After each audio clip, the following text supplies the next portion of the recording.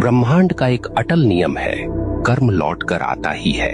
आप चाहें तो पर्वतों के पीछे छुप जाइए, आप चाहें तो महासागरों की गहराई में उतर जाइए, परंतु कर्म का चक्र आपको ढूंढ लेगा। क्योंकि यह संसार किसी राजा के कानून से नहीं चलता, यह चलता है ब्रह्मांड के न्याय से। और ब्रह्मांड का न्याय कैसा है? निर्दयी, निष्पक्ष और बिल्कुल सटीक। यह न तो रिश्वत लेता है, न पक्षपात करता है। जिसने जैसा बोया है वैसे ही काटना है। अक्सर लोग पूछते हैं, अगर कर्म इतना ही शक्तिशाली है तो क्या प्रार्थना, तपस्या या दान इसे बदल सकते हैं? सुनिए, प्रार्थना से आपका हृदय शुद्ध हो सकता है, तपस्या से आपका मन स्थिर हो सकता है, दान से आपके कर्मों में प्रकाश जुड़ सकता है, परंतु जो किया है उसका फल भुगते बिना कोई विकल्प नहीं। हाँ, आप उस फल को हल्का कर सकते हैं, उसके वार को धीमा कर सकते हैं, परंतु उससे भाग नहीं सकते। ब्रह्मांड की अदालत में तारीख टल सकती है, पर फैसला कभी रद्द नहीं होता।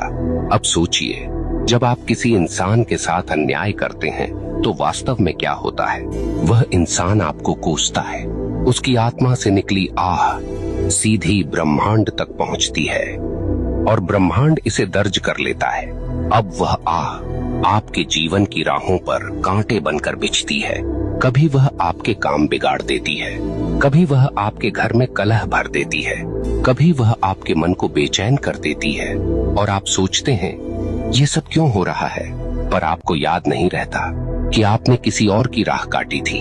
आप भूल गए, पर ब्रह्मांड ने नहीं भुलाया। यहाँ एक बात और समझ लीजिए, कर्म केवल नकारात्मक नहीं होता। जैसे बुरा कर्म लौटता है, वैसे ही अच्छा कर्म भी लौटता है। कभी किसी को सच्चे दिल से सहारा दिया तो वह सहारा एक दिन आपके लिए दीवार बनकर खड़ा हो जाएगा। कभी किसी का दिल सच्चे भाव से खुश किया तो वह खुशी आपके जीवन में रोशनी बनकर लौटेगी। ब्रह्मांड का यह न्याय इतना गहन है कि वह एक छोटी सी मुस्कान को भी व्यर्थ नहीं जाने देता और न ही एक छोटे से अपमान को। यहाँ मैं आपको एक कठोर सत्य बताना चाहता हूँ, आपका कर्म केवल आपकी वर्तमान जिंदगी को प्रभावित नहीं करता, यह आपके अगले जन्म तक जाता है। हाँ, जो कर्म आपने अधूरे छोड़े हैं, जो गलतियां आपने स्वीकार नहीं की, जो दोष आपने ढोए पर सुधारे नहीं, वे सब अगले जीवन में भी साथ चलते हैं। इसलिए कहा गया है, मनुष्य अपने कर्मों का वारिस है। आप सोचते हैं मैं तो मर जाऊंगा, इससे किसे फर्क पड़ेगा? परंतु मरने से कर्म का खाता बंद नहीं होता। आपके शरीर का अंत होता है, पर आपकी आत्मा वही सब लेकर आगे बढ़ती है। ब्रह्मांड तब तक चैन नहीं लेता जब तक आपको आपके कर्मों का फल न दिला दे। अब आपसे एक प्रश्न पूछता हूँ, क्या आपने कभी देखा है कि कोई बच्चा जन्म लेते ही संघर्ष में होता है और कोई जन्म लेते ही वैभव में? क्या आपने कभी सोचा है क्यों कोई अपंग पैदा होता है और क्यों कोई जन्म से ही स्वस्थ और बलवान? क्यों कोई भूख में जन्म लेता है और क्यों कोई सोने की थाली लेकर? यह सब संयोग नहीं, यह सब कर्म का लेखा है। ब्रह्मांड किसी को बिना कारण दुख या सुख नहीं देता। अब एक और गहरी बात, कर्म केवल व्यक्तिगत नहीं, सामूहिक भी होता है।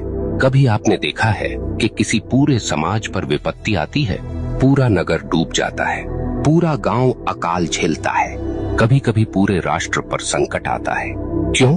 क्योंकि उस समाज के सामूहिक कर्म का परिणाम वही होता है। अगर लोग सामूहिक रूप से अन्याय करें, सामूहिक रूप से भ्रष्टाचार करें, सामूहिक रूप से निर्दोषों को सताएं, तो उसका फल सबको भुगतना पड़ता है। यही कारण है कि इतिहास गवाह है, सभ्यताएं उठीं और सभ्यताएं मिट गईं,